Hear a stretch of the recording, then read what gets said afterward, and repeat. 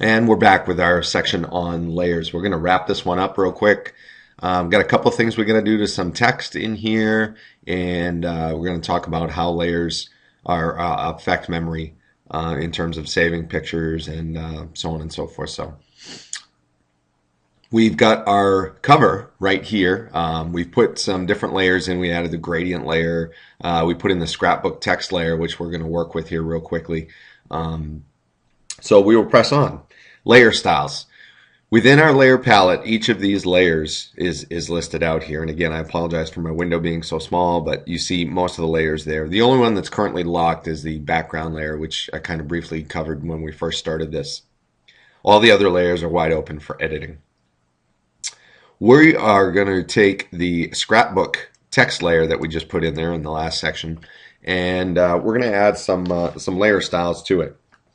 So I'm going to go up to the layer menu, and I am going to go down to layer style, and we are going to add a bevel and emboss style to this text layer that we've laid out. Here's kind of cool the way Photoshop works. In essence, what you're doing is, even though you're putting on bevel and emboss, it shows you all of the layer styles in this palette right here. So we're going to work with a couple of them. But again, in order to get this palette up, you must first choose one type of style to pull this palette up, and then you'll have access to all of the other styles as well. So let's make some adjustments here to this bevel and emboss. What bevel and emboss does is it allows the text to kind of pop out of the screen a little bit. You'll notice it in the picture. You see some white shading up around the edges. That's what bevel and emboss does. Kind of makes the letters look like a 3D image. So we're going to go down through, change some things here. Style inner bevel is good. Technique is smooth. That's good right there. We are going to set the depth to 50%. So I'm just going to go into the depth box and type in 50%, or I can drag on the slider, either one. I am going to make sure the direction is up, and the size is 5 pixels, and the soften is 0. So we're good there. That's with the bevel and emboss. The other thing I'm going to do is throw a drop shadow on this thing. So I'm going to click on drop shadow, and we're going to check our measurements there. 75% is good, multiply is good, and 30 degrees of the angle is good. And you think that's going to do it there. 505 works out well. All right, and then the last thing I'm going to do is click on the color overlay. And what this allows you to do is change the color of the text. Quite honestly, you could do this. You could do this with the color before you even type out the text if you wanted to. This just gives you another avenue to kind of change text color. We're going to click on the color, which I think by default it comes up red all the time. I'm going to go into the yellows, and I want you to type in these RGB values, because that'll mean we'll all use the same type of yellow. In the red box, we got 255. Down in the green, we're going to put in 218. And then the blue is going to be 47. I'm going to click off the web colors here. So those are your values for your RGB. 255 for R, green is 218, and blue is 47. I click OK.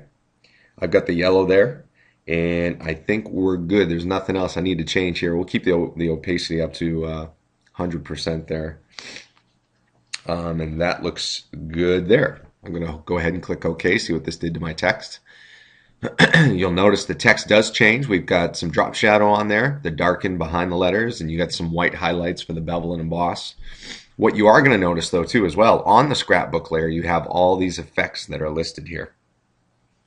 And what that allows you to do is to actually see what effects you've thrown on the layer. You notice you have your eyeball. If I click off on the eyeball, it will go back to the way it looked before, but I click back on the effects, it'll throw all the effects on. These are also independent as well. If I want to take off the bevel and emboss, I click on the eyeball for the bevel and emboss style, and it goes away.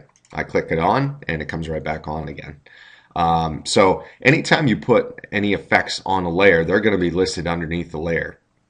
You may or may not want to see these in a kind of, especially in this case for me, my layers palette is getting pretty big. So I in order to scroll through it, I'd really like to not see these unless I really wanted to. There's a little triangle on the right side of the layers panel, and I'm going to click on that, and it's going to hide all the effects in there. All right, doesn't mean they're gone. If you look at the text, it's still there, but Basically, what this allows me to do is to see the effects when I want to and pull it back up when I don't. You'll also notice the little FX insignia on there too.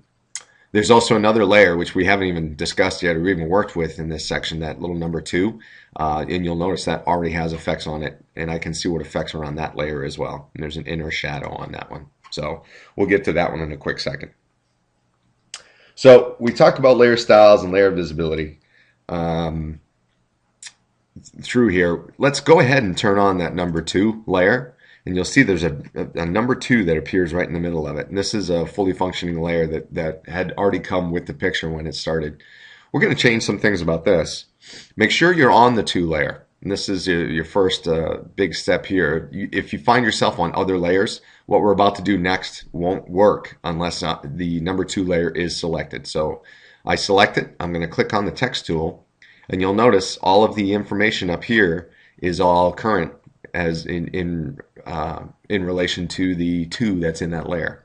I'm going to go up into the text size and I'm going to make it bigger. So I'm going to go up in here and I'm going to make it 225 points. The minute I hit enter, you'll notice the 2 got bigger. The other thing I'm going to do is I'm going to grab the text tool and I'm going to just click right on top of the 2. We'll double click, it'll highlight, and I'm going to change the 2 to a 3. So we've got that done. And if you notice, anytime I'm in text edit mode, I think I discussed this with the scrapbook word, but you notice it's still, I'm in text mode. So it's the cursor is just sitting there waiting for me to do some more text. I can get out of text mode in one of 2 ways. You can obviously hit the move tool and it'll get you out of it. It'll commit the text layer or the changes. You'll notice the 2 is still here in the layer name. And again, if you remember correctly, all of your text layers, the minute you start typing, text layers are the only layers that work like that, where they name the layer based upon the text that you're typing. So this kind of looks a little odd. I've got a 3 here, but my layer is still called 2.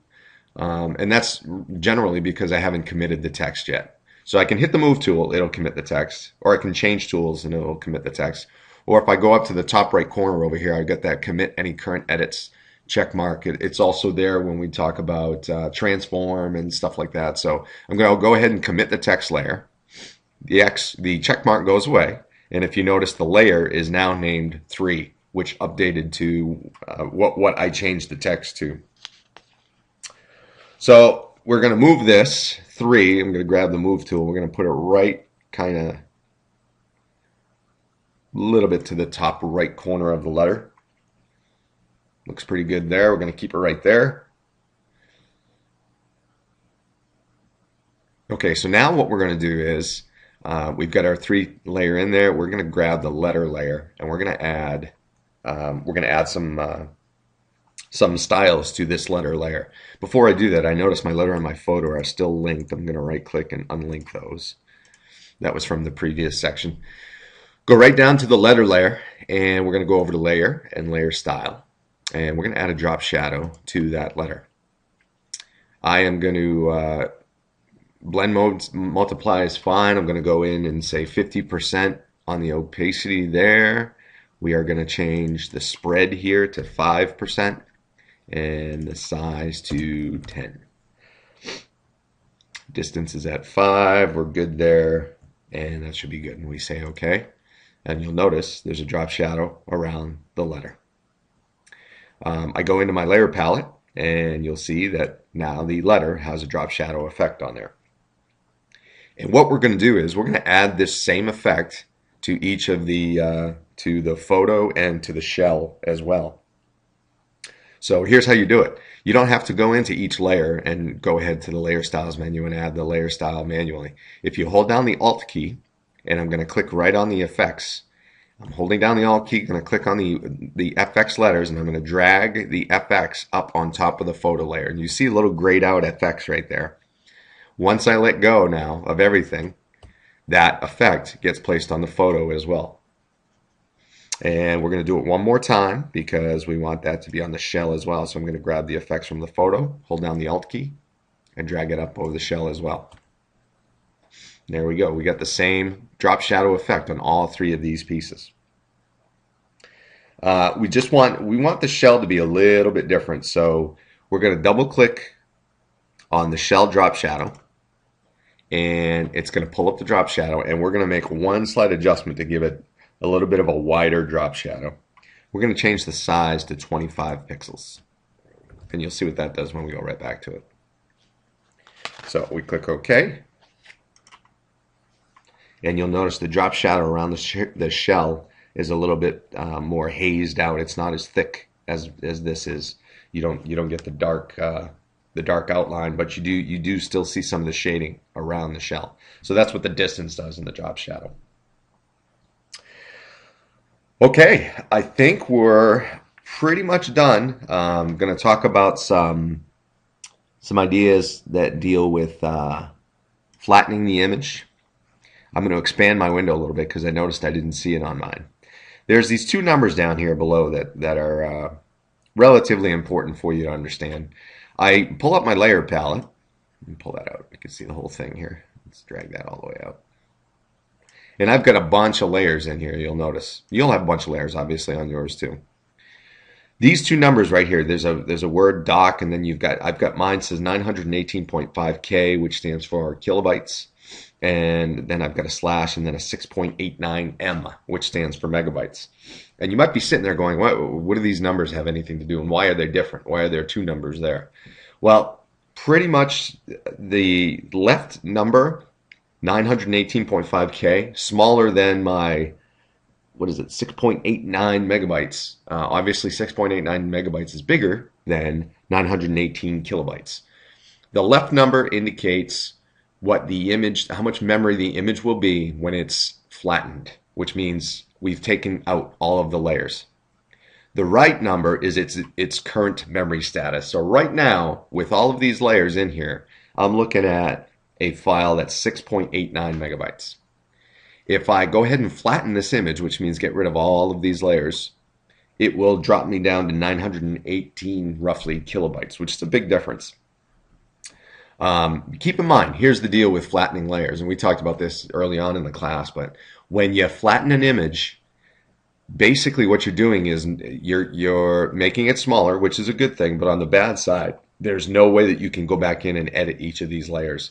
Let's say I wanted to at some point change the 3 to a 4, or change, I don't know, the word scrapbook, change the color of the word scrapbook at some other point in time. If I just save a flattened image, there's no way I can go back in and change the scrapbook without affecting the picture as a whole. So in essence, what you're going to end up doing is saving two copies of it. You're going to save a copy that will be a Photoshop copy which has all of the layers intact. And then when it comes time to print it or do something with it, let's say we were going to lay this out on a web page, there's no way I'd want to lay out almost a 7 megabyte image on one page. It would just take way too long to load. So you're going to have to flatten this in order to lay it out in something else. You can flatten pretty quickly if you go into the layer menu and then come all the way down here. There's a command called Flatten Image. And so I'm going to go ahead and do that and watch what happens to the layer palette after I do that. You may not be able to see this menu because it's I think it's down further on your screen, but go into layer and then go to Flatten Image. It's down in the bottom of the menu. And I flatten it, and basically all your layers are gone. And if you now look at the numbers, okay, there's no megabytes. They're both 918.5 kilobytes. So we've effectively shrunk this down a lot. But again, the only problem is now that it's flattened, obviously there's no way I could go in and change just the color of the scrapbook, because I can't just choose scrapbook. I'd try to take the text tool and click in there, and maybe I could try to double click on the word scrapbook, and it adds a new text layer. So I'm not even in the scrapbook at all. So you get the point there. I am going to undo that text layer. Let's step back here. I guess I'll just delete it. We'll delete that text layer. And I'm going to step back. Well, let's keep step back. There we go. There we go. So basically, I'm going to keep stepping back until all my layers reappear. There's some other pieces too. There's a layer comps piece, and there's an extra credit with a family photo, but we can do that. We'll do those in class most likely. But that'll do it for this chapter. we're going to come back at some other point in time and talk about some advanced layering features as well.